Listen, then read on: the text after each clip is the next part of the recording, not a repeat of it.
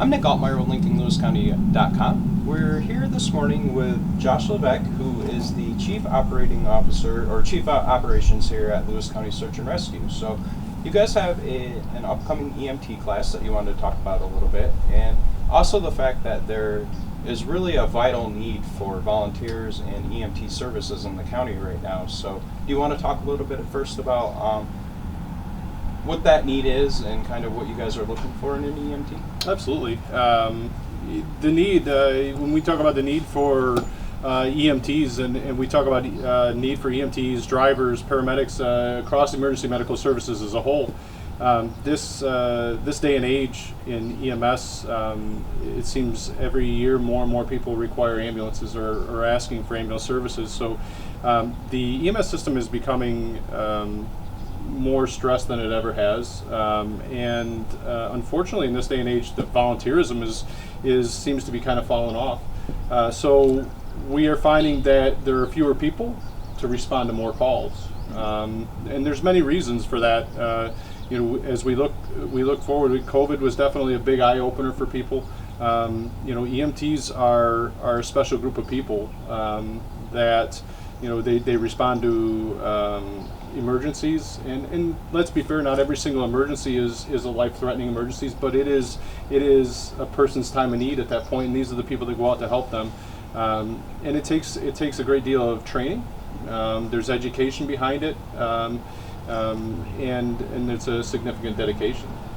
So there's a significant need for these people in our communities, and unfortunately what we're seeing is there's not a significant number of people that are really interested in that field, and whether that's because of that we are not getting the information out to them, or the amount of time that's required in their busy schedules nowadays. There's many different reasons, but there's a significant need for EMTs in not only Lewis County but nationwide. Okay, so you guys are going to be offering an upcoming EMT class that's starting here in a few weeks. So can you talk a little bit about the class, what that involves, what the commitment is, and when that's going to be offered? Sure. Our class starts August 9th. It runs to December 16th. It's Monday and Wednesdays, 6 p.m. to 9:30. There's a few scattered Saturdays in there for labs and CPR and things like that. The basic EMT course, as taught, will certify an individual through the state of New York as a basic EMT. This gives them the fundamentals, the foundation for emergency medicine.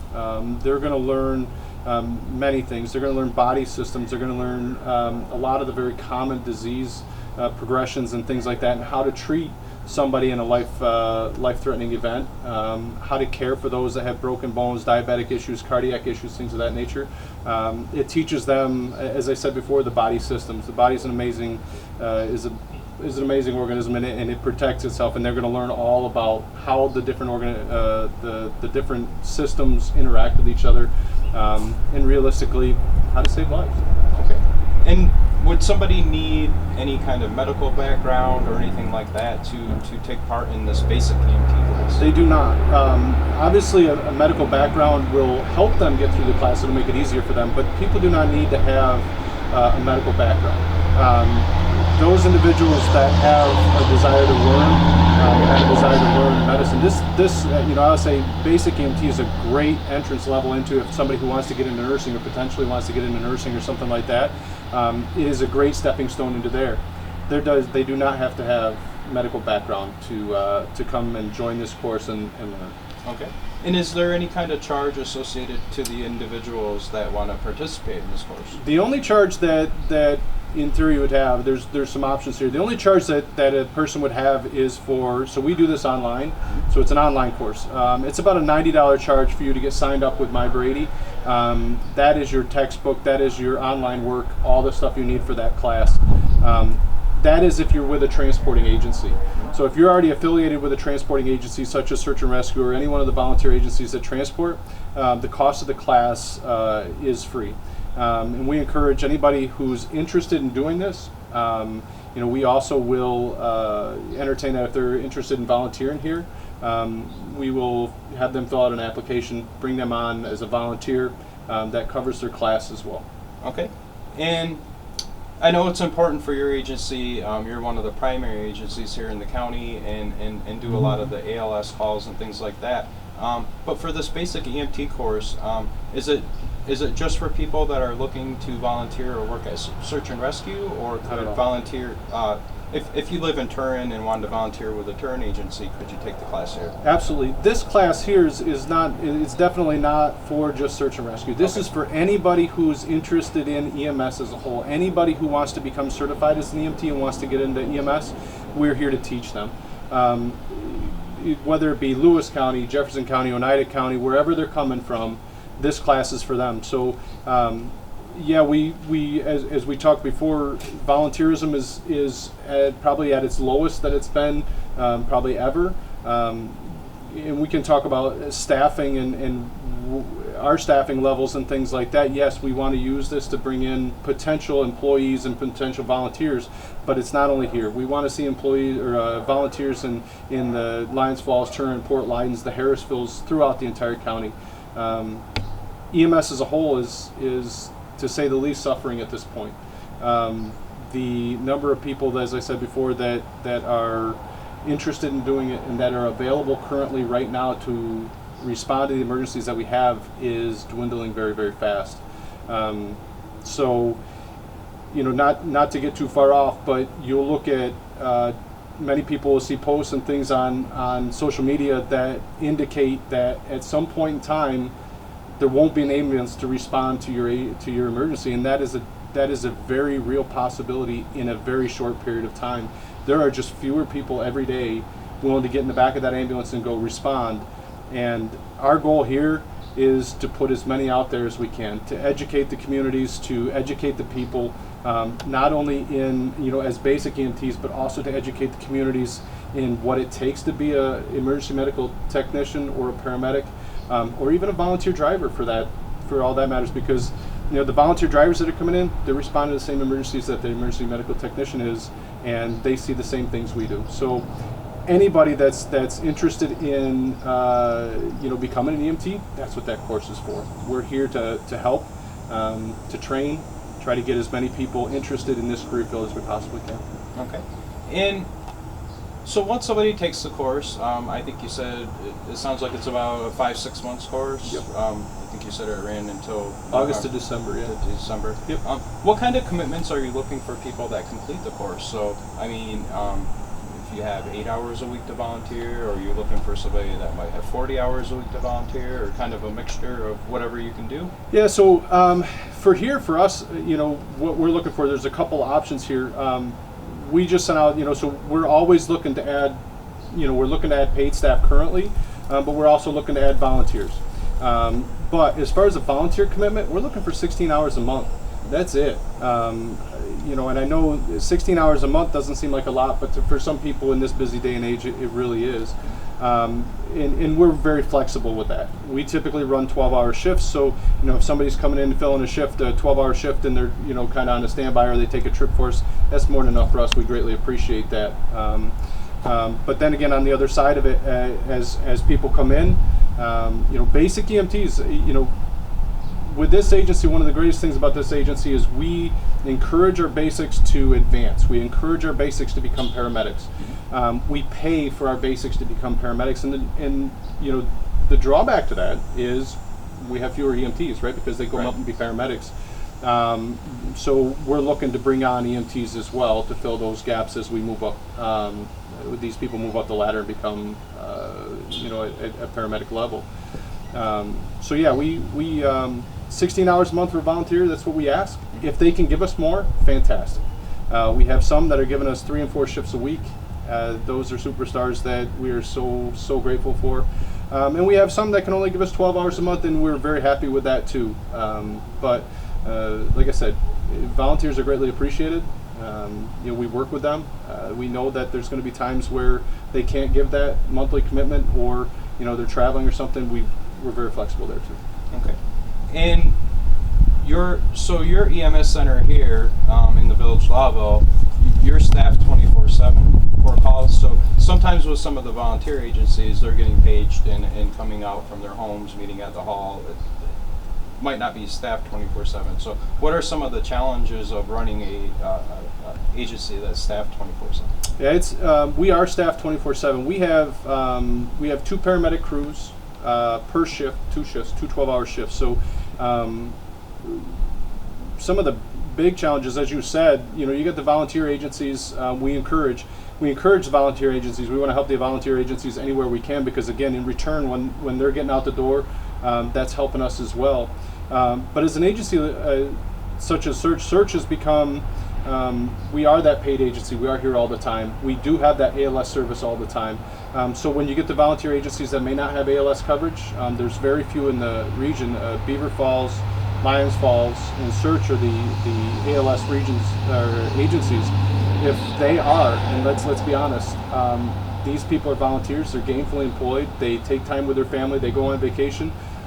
The responsibility falls back to Search and Rescue to provide that paramedic for an advanced level requirement. So we're traveling into the southern portion of the county frequently. We're going up to Harrisville at times. So we're away from the central location quite a bit. And then what we're seeing more and more these days, and again, when I say that EMS is struggling staffing-wise as a whole, it's not just here in Lewis County. We're seeing it in Jefferson County. St. Lawrence County is struggling worse than we are, and we're seeing it systemic United States-wide. You take one of my favorite shows in the entire world I watch is Night Watch out of New Orleans. My favorite, watching those guys. But I read an article. What they show on the top is one thing, but what's actually truly happening underneath, and this is real for not only city EMS but rural, is that they're stacking 14 to 15 calls deep, meaning that calls are coming in and ambulances are not responding. There's nobody tied to that until they finally clear from somewhere, and there's 14 and 15 of those waiting. You may wait an hour, 2 hours, 3 hours, and you know what? Some people may just drive themselves because an ambulance is not available. That is what's coming down the road. That's what we're looking at if we don't fix our system. So the challenges in running this is literally the staffing and having people and the ability to respond to every emergency that comes out. Fortunately, we've been there now. I'll be honest, sitting where I sit, I'm a very lucky person. This agency, the people that we have are amazing people, and they really give everything they have. But you can only stretch somebody so far, and that's where we're at. So the number of calls that we're responding to this year, I anticipate between 2,800 and 29, so about almost 3,000 calls this year. And when I say it's we see it everywhere, and the reason for that, out of that 28 or 2,900 calls, we're going to see between 900 and 1,000 interfacility transports, meaning that we're taking patients that maybe walked into Lewis County General with some chest pain but need to go to a cath lab. So that duty crew's coming out to grab them to head to Utica or Syracuse multiple times at a rate of about 900 to 1,000 times a year, and it's starting to expand. So we are getting requests from Carthage frequently. We're going in and out of Carthage area hospital trying to help them out. We're getting requests from Governor. We're getting requests from Samaritan. We're getting requests from Claxton, Hepburn, River hospitals, and every once in a great while, even as far as Rome. So the surrounding hospitals are having their challenges obtaining EMS crews to move their patients to higher level of care as well. So this problem we have is definitely systemic. Our major problem, is obtaining certified people, retaining. Retention is huge because, as we talked earlier, let's throw out there a basic EMT. If I start, my starting wage for basic EMT is $13.50. Okay, and I'll be honest, that's a going wage, for most anywhere. Do I think it's an honest wage? Do I think that's right for the job? I honestly don't. I believe that a basic EMT deserves to be in the $20 an hour range. I believe that a paramedic deserves to be in the $30 an hour range for the certifications that they maintain, the responsibilities that they have, and the different things that they see and what they have to face. The drawback with that is our EMS system and our billing system and the way it works. Our system works, we work on insurance billing. That is our major problem. The insurance companies dictate what is paid. They have their fee schedules, they pay what they feel is they're on their fee schedule. Depending on the insurance company, it would dictate whether that bill, the balance of that bill, can be billed out to the patient. And a majority of it. At this point in time, we're sitting at 48 cents on every dollar that we bill is actually received back. We're writing off more than we're receiving now, and that's just getting worse by the year. And realistically, how do you fix that? These are big insurance companies. They have the ball in their hands right now, and until there's a massive problem in the EMS system, I don't think you're going to see a fix to it. So we're kind of, that's where our struggle comes in, is to reimburse and retain these talented and educated individuals. They're going off to take careers that are paying them more, that are less stressful, that are that they don't have the level of responsibility that they have here, and it's a huge challenge. Right. Okay. So you've given a lot of information about kind of what people can expect, if they do wish to volunteer to be an EMT. So once again, if we could just maybe mention the dates of when the class is happening and how people can sign up for, like, if they have additional questions, who they can reach out to find out more about that. Absolutely. Again, the dates, we start August 9th. It's a Monday. We're going through December 16th. December 16th is the cutoff. We'll be done with testing and all that approximately a week or two before. So August 9th to December 16th. They can sign up at, it's on the Jefferson County website. So they go to the Jefferson County website, they go to Emergency Medical Services, they scroll down to, there's a link in there to find classes near you, and then our class is right under there. There's an original and a refresher. You click on that gives you all the information. If they have questions or concerns, anything they want answered for, so they need help with that, by all means, they can call base here at 315-376-7745, and we'd be happy to give them the information, talk them through how to get there, what they need, anything they may need. Okay. Well, we appreciate your time today, Josh. Definitely an important topic and something that the public definitely should be aware of what's going on with the EMS services here this day and age. So we appreciate your time and wish you the best of luck in recruiting some new EMT recruits. Nick, thank you so much for the help. No problem.